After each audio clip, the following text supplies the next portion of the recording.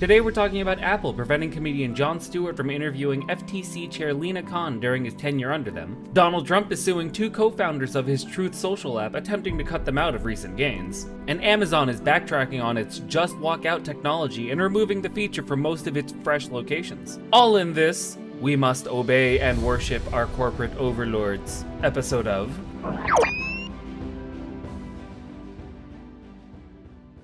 Sup, bitches? It's been a while again. My mom flew out to visit, so, you know, priorities. But I did miss seeing your faces, especially you, Steve. How you been, buddy? Now, as always, make sure you're subscribed so you never miss a news update. And, Alice, take us right into it.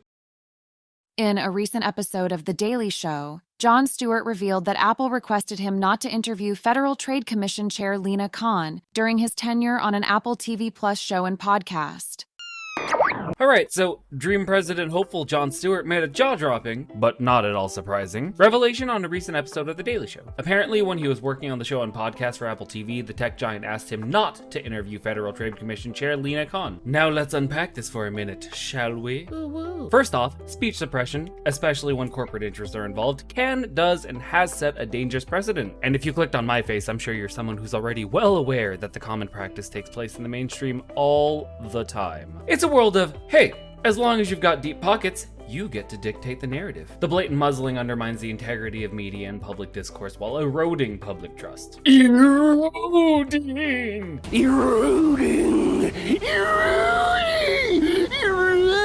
People may actually start questioning the authenticity of what they see and hear because they suspect corporate manipulation lurking behind the scenes. Because it is. It's a kaleidoscope of sponsored reflections. I'm not saying that I've got anything against sponsorships though, you know, if anyone out there is watching. Moreover, this brand of censorship stifles innovation and progress. I mean, can you imagine a world where every critique or every suggestion for positive change gets squashed under the heavy boot of corporate censorship? The sharing of biased and false news has become all too common on social media. More alarming, some media outlets are true without checking facts first. Unfortunately, some members of the media use their platforms to push their own personal bias and agenda to control exactly what people think, and this is extremely dangerous to our democracy. Well, shit, I guess it's not that hard to imagine after all. Anyways, without the freedom to challenge norms, question assumptions, and propose alternatives, we'd be trapped in a perpetual loop. Just replaying tired scenarios hindered by the same stupid problems over and over and over. And we can't overlook the impact on creators, thinkers, and dreamers when voices get systematically silenced.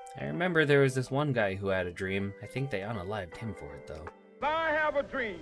It's not just ideas being suppressed, it's human potential. Each shelved podcast, canceled show, or nixed interview because it might ruffle corporate feathers represents a massive L for all of us, no matter what side of the aisle you sit on. I mean, arguably the most consequential effect is on the concept of accountability. Not that I think we know what that actually means anymore, but in a world where corporate might can muzzle speech at will, like who really holds the power here? Rhetorical question with an obvious answer. But seriously, if a tech behemoth can prevent discussions with a regulator from ever airing, doesn't that mean they control the narrative around shaping laws, policies, and regulations to suit their agenda? Yes, it does. And it's a pretty quick leap from please don't talk to her to please don't enforce that law. We're living in a scenario where watchdogs get leashed and muzzled. Or, you know, can we say Boeing? Is it too soon for that?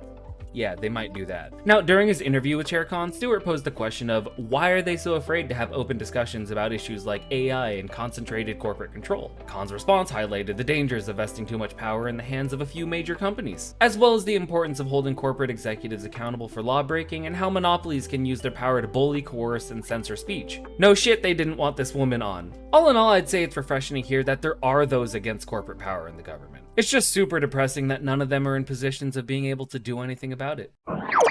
Donald Trump has initiated legal action against two co-founders of Trump Media and Technology Group, Andy Litinsky and Wes Moss, over allegations of improper setup of the company.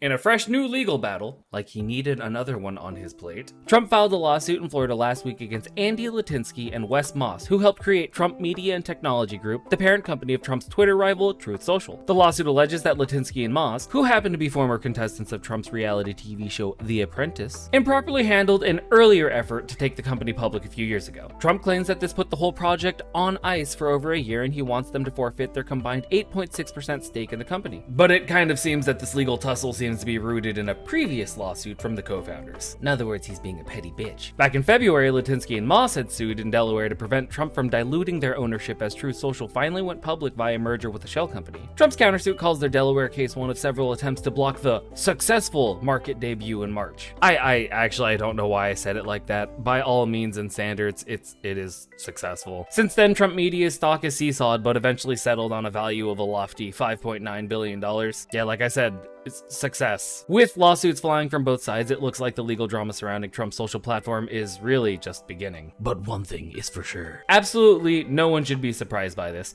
We all know Trump hates paying people or sharing the credit, and the timing of all this is a dead giveaway. The company just made billions, and he wants to keep it all for himself. Duh. Amazon has announced the removal of its Just Walk Out technology from Amazon Fresh stores, opting instead for smart carts to enhance customer shopping experiences. Well, thank goodness.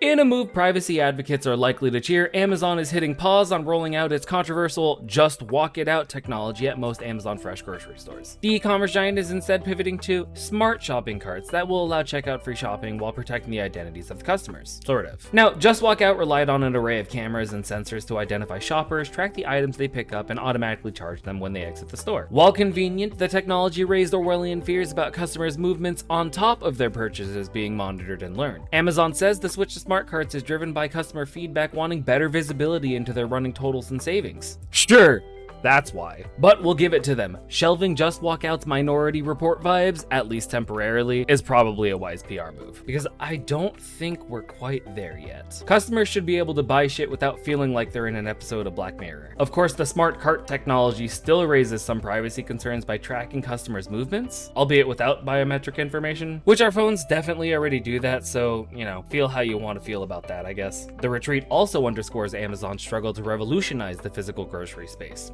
So, buying Whole Foods may not have done them any good. For now, they claim protecting shoppers is to be part of the equation. And consumers can sleep easy knowing that a censor won't be IDing them on their next run for milk and eggs. Because at least for now, it seems that all that information they're gathering off your Alexa or just having the app in your phone is sufficient. For now. And on that piece of we're all just pawns in someone else's game news, I'm gonna call it. And don't forget to hit that like button and help spread the word. I'm talking to you, Steve. Bye.